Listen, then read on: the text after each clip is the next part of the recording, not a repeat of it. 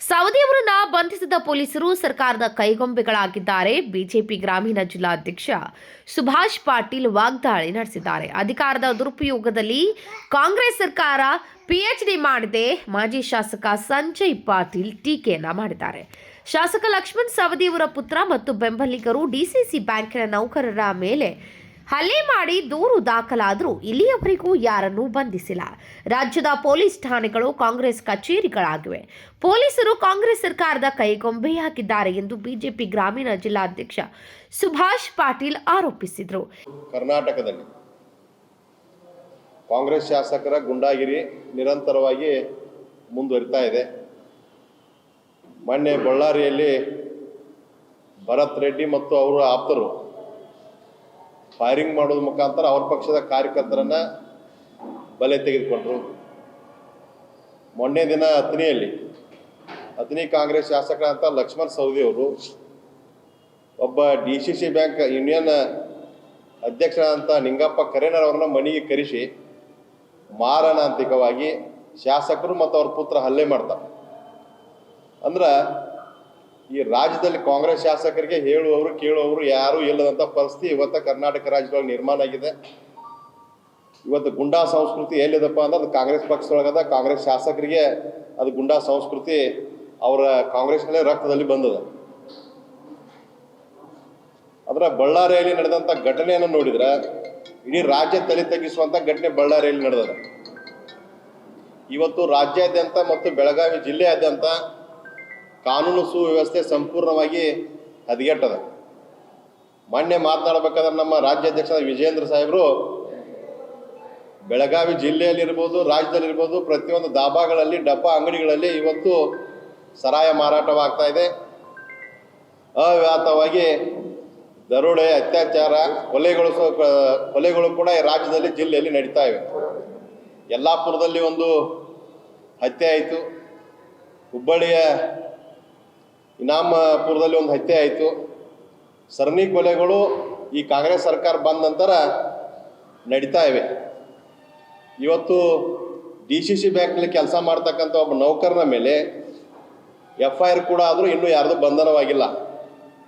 ತಕ್ಷಣ ನಾವು ಪೊಲೀಸರಲ್ಲಿ ವಿನಂತಿಯನ್ನು ಮಾಡಿಕೊಳ್ತಾ ಇದ್ದೇವೆ. ಕರ್ನಾಟಕದ ಪೊಲೀಸ್ ಒಂದು ಹೆಸರು ಮಾಡಿದಂಥ ಪೊಲೀಸು, ಆದರೆ ಇತ್ತಿತ್ತಲಾಗಿ ಕರ್ನಾಟಕದಲ್ಲಿರುವಂಥ ಪೊಲೀಸ್ ಸ್ಟೇಷನ್ಗಳು ಕಾಂಗ್ರೆಸ್ ಕಚೇರಿಗಳಾಗಿ ನಿರ್ಮಾಣ ಆಗ್ತಾ ಇವೆ. FIR ಆದರೂ ಕೂಡ ಇನ್ನೂ ಅಥಣಿಯಲ್ಲಿ ಯಾರನ್ನೂ ಬಂಧನವಾಗಿಲ್ಲ. ಅವರು ಹಿರಿಯ ಶಾಸಕರು, ಕರೆದು ಬುದ್ಧಿ ಹೇಳುವಂಥ ಶಾಸಕರವರು, ಆದರೂ ಕೂಡ FIR ನಲ್ಲಿ ದಾಖಲಾಗಿರುವಂಥ ಪ್ರಕಾರ ಇವತ್ತು ಶಾಸಕರನ್ನ ಅವ್ರು ಕಪಾಳಿಗೆ ಪಡ್ದಾರೆ ಅಂತೇಳಿ FIR ನಲ್ಲಿ ದಾಖಲಾಗಿದೆ. ಅವ್ರ ಪುತ್ರ ನಡುಗ ಸೊಂಟಕ್ಕೆ ಒದ್ದಿದಾನೆ ಅಂತೇಳಿ FIR ನಲ್ಲಿ ದಾಖಲಾಗಿದೆ. ಆದರೆ ಇನ್ನೂವರೆಗೂ ಒಬ್ಬನು ಕೂಡ ಈ ಸರ್ಕಾರ, ಈ ಪೊಲೀಸರು ಅರೆಸ್ಟ್ ಮಾಡಿಲ್ಲ. ಮತ್ತು ಯಾರು ತಪ್ಪಿಸ್ತದ್ರದಾರಲ್ಲ ಅವ್ರ ಮ್ಯಾಗ ಹೋಗಿ ಕ್ರಮ ಆಗಬೇಕು. ತಕ್ಷಣ ಅವ್ರನ್ನ ಬಂಧನ ಆಗಬೇಕು. ಮತ್ತು ಪೊಲೀಸ್ ಇಲಾಖೆ ಕೂಡ ಯಾವುದೇ ಮುಲಾಜಿಲ್ಲ ಏನು FIR ಆಗಿದೆಲ್ಲ ಅವ್ರ ಮೇಲೆ ಕ್ರಮ ಕೈಗೊಳ್ಬೇಕಂತೇಳಿ ಇವತ್ತು ಪೊಲೀಸ್ ವರಿಷ್ಠಾಧಿಕಾರಿಗಳಿಗೂ ನಾನು ವಿನಂತಿಯನ್ನು ಮಾಡ್ತಾ ಇದ್ದೇನೆ. ಮತ್ತು ಈ ಕಾಂಗ್ರೆಸ್ ಸರ್ಕಾರದ ವಿರುದ್ಧ ಏನು ಇವತ್ತು ಕಾಂಗ್ರೆಸ್ ಶಾಸಕರ ಗುಂಡಾಗಿರಿ ಎಲ್ಲ ಕಡೆನೂ ಮಿತಿ ಮೀರಿದೆ. ಎಲ್ಲ ಕಡೆನೂ ಕೂಡ ಅವ್ರದ್ದು ಎಲ್ಲದರಲ್ಲಿ ಕೂಡ ಇವತ್ತು ಭ್ರಷ್ಟಾಚಾರ ಇರ್ಬೋದು. ಭ್ರಷ್ಟಾಚಾರದಲ್ಲಿ ಕೂಡ ಇವತ್ತು ಕಾಂಗ್ರೆಸ್ ಸರ್ಕಾರ ಇವತ್ತು 60% ಸರ್ಕಾರ, ಎಲ್ಲದರಲ್ಲೂ ಭ್ರಷ್ಟಾಚಾರ. ಎಲ್ಲದರ ಭ್ರಷ್ಟಾಚಾರದ ಮುಖಾಂತರ ಈ ರಾಜ್ಯವನ್ನು ಅಧೋಗತಿಗೆ ತಳ್ಳಿದಂಥ ಸರ್ಕಾರ ಈ ದೇಶದಲ್ಲಿ ಯಾರಾದರೂ ಇದ್ರೆ ಕರ್ನಾಟಕ ರಾಜ್ಯ ಕಾಂಗ್ರೆಸ್ ಸರ್ಕಾರ ಅನ್ನುವಂಥ ಮಾತನ್ನು ಈ ಸಂದರ್ಭದಲ್ಲಿ ಸ್ಪಷ್ಟವಾಗಿ ನಾವು ಹೇಳ್ತಾ ಇದ್ದೇವೆ. ತಕ್ಷಣ ಅಥಣಿ ಶಾಸಕರು ಮತ್ತು ಅವ್ರ ಸುಪುತ್ರರು ಮತ್ತು ಅವ್ರ ಜೊತೆ ಯಾರೇ ಸಹಚರದಲ್ಲ ತಕ್ಷಣ ಅವ್ರದ್ದು ಬಂಧನ ಆಗಬೇಕು. ಬಂಧನ ಅವ್ರನ್ನ ಮಾಡಲಿಲ್ಲಪ್ಪ ಅಂದ್ರೆ ಇವತ್ತು ಭಾರತೀಯ ಜನತಾ ಪಾರ್ಟಿ ನಮ್ಮ ವರಿಷ್ಠರು ಏನು ತೀರ್ಮಾನ ತಗೋತಾರ. ಇನ್ನು ಅಧಿಕಾರದ ದುರುಪಯೋಗದಲ್ಲಿ ಕಾಂಗ್ರೆಸ್ ಸರ್ಕಾರ ಪಿಎಚ್ಡಿ ಮಾಡಿದೆ ಎಂದು ಮಾಜಿ ಶಾಸಕ ಸಂಜಯ್ ಪಾಟೀಲ್ ಟೀಕಿಸಿದ್ದಾರೆ. ಇಂದು ಬೆಳಗಾವಿಯಲ್ಲಿ ಕರೆಯಲಾಗಿದ್ದ ಮಾಧ್ಯಮ ಗೋಷ್ಠಿಯನ್ನ ಉದ್ದೇಶಿಸಿ ಅವರು ಮಾತನಾಡಿದರು. ರಾಜ್ಯದಲ್ಲಿ ಕಾಂಗ್ರೆಸ್ ಶಾಸಕರ ಗೂಂಡಾಗಿರಿ ಆರಂಭಗೊಂಡಿದೆ.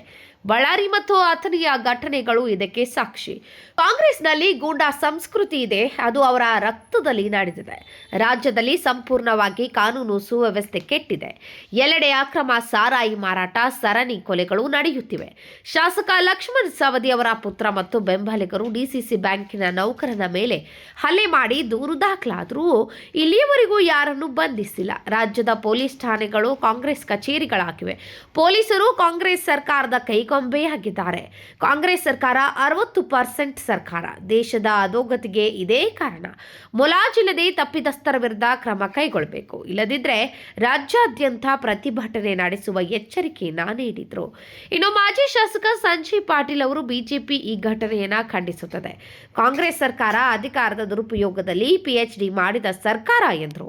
ಮಾಧ್ಯಮ ಗೋಷ್ಠಿಯಲ್ಲಿ ರಮೇಶ್ ದೇಶಪಾಂಡೆ, ಸಚಿನ್ ಕಡಿ, ಈರಯ್ಯ ಕೋತ್ ಸೇರಿದಂತೆ ಇನ್ನುಳಿದವರು ಉಪಸ್ಥಿತರಿದ್ದರು. ಸಿಟಿ ರವಿ ಅವ್ರ ಜೊತೆ ನಡೆದಿನ ಘಟನೆ ರಾತ್ರೆಲ್ಲ ಮೀಡಿಯಾದವ್ರಿಗೆ ಯಾವ ಥರ ತೊಂದರೆ ಕೊಟ್ಟಿದ್ದಾರೆ. ಪಾಪ ಮೀಡಿಯಾ ಇದ್ರಲ್ಲೇ ಬಹುಶಃ ಸಿಟಿ ರವಿ ಅವರು ಉಳಿದ್ರು, ಇಲ್ಲಾಂದ್ರೆ ಅವ್ರದ್ದು ಏನಾಕಿತ್ತು ದೇವ್ರಿಗೆ ಗೊತ್ತಾ. ಯಾರು ನಾವು BJP ನಾಯಕರಿಗೂ ಅಂದಾಜಿಲ್ಲಾಗಿತ್ತು ಈ ಥರ. ಮೀಡಿಯಾದವರು ಯಾವ ಪ್ರಕಾರ ಬೆನ್ನ ಹತ್ತಿ ಅದು ಸರಿಯಾಗಿ ಎಲ್ಲ ಜನರ ಮುಂದೆ ಇಟ್ಟರು. ಅದಕ್ಕೆ ಬಹುಶಃ ಅದು ಮ್ಯಾಟ್ರ ಸ್ವಲ್ಪ ಸಿಟಿ ರವಿ ಅವ್ರ ಟೈಮ್ ಒಳ್ಳೇದಂತ ನನಗೆ ಅನಿಸ್ತದೆ. ಈ ಥರ ಸಿಟಿ ರವಿ ಅವ್ರ ಪ್ರಕರಣ ಇರ್ಬೋದು.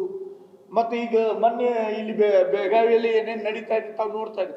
ಅಧಿಕಾರದ ಒಂದೇ ಸೆಂಟೆನ್ಸ್ನಲ್ಲಿ 100 ಮಾತಾಡ್ರನ ಮತ್ತು ಎಷ್ಟು ಮಾತು ಉದ್ದು ಭಾಷಣ ಮಾಡ್ರ. ಅಧಿಕಾರದ ದುರುಪಯೋಗ ಮಾಡೋದ್ರಲ್ಲಿ ಕಾಂಗ್ರೆಸ್ದವರ ಭಾಳ ಮುಂದೆ ಇದ್ದಾರೆ. ಅದಕ್ಕೆ ಉತ್ತರ ಕೊಡಕ್ಕೆ ಬಹುಶಃ ನಮ್ಗೆ ಅಂದರೆ ನಾವು ಸ್ಟ್ರೇಟ್ ಲೈನ್ಲಿ ಹೋಗ್ತೀವಿ, ಇಲ್ಲ ಕಾನೂನುವಾಗಿ ಹೋಗೋಣ ಅಂತ ವಿಚಾರ ಮಾಡ್ತೀವಿ. ಅದೆಲ್ಲರೇ ನಾವು ಕಡಿಮೆ ಇರ್ತೀವಿ, ನಿಮ್ಮ ದೃಷ್ಟಿಲಿ ಇರ್ಬೋದು. ಆದ್ರೆ ನಮ್ಗೇನ ಕಾನೂನಿಗೆ ಮೊದಲೇ ಗೌರವ ಕೊಡೋದು, ಆ ಸಂವಿಧಾನಕ್ಕೆ ಮೊದಲು ಬರೀ ಕೈಯಾಗ ಬುಕ್ ತಗೊಂಡ ಸಂವಿಧಾನ ಖತ್ರೆಮೆ ಅಂತ ಹೇಳಿದ್ರೆ ಆಗೋದಿಲ್ಲ.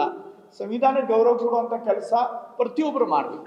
ಅದಕ್ಕೆ ನಾವು ಇವತ್ತು ವಿರೋಧ ಪಕ್ಷದಲ್ಲಿ ಇದ್ದೀವಿ ಅಂದ್ರೆ ಪ್ರತಿಯೊಂದಕ್ಕೂ ಬೈಕೋತ್ ತಿರ್ಗೋಕ್ಕಿಂತ ಸ್ವಲ್ಪ ಸಮಯ ಕೊಟ್ಟ ಅವ್ರು ಏನು ಮಾಡ್ತಾರೆ ಅಂತ ನೋಡುವಂಥ ಕೆಲಸ ಮಾಡಿದ್ದೀವಿ.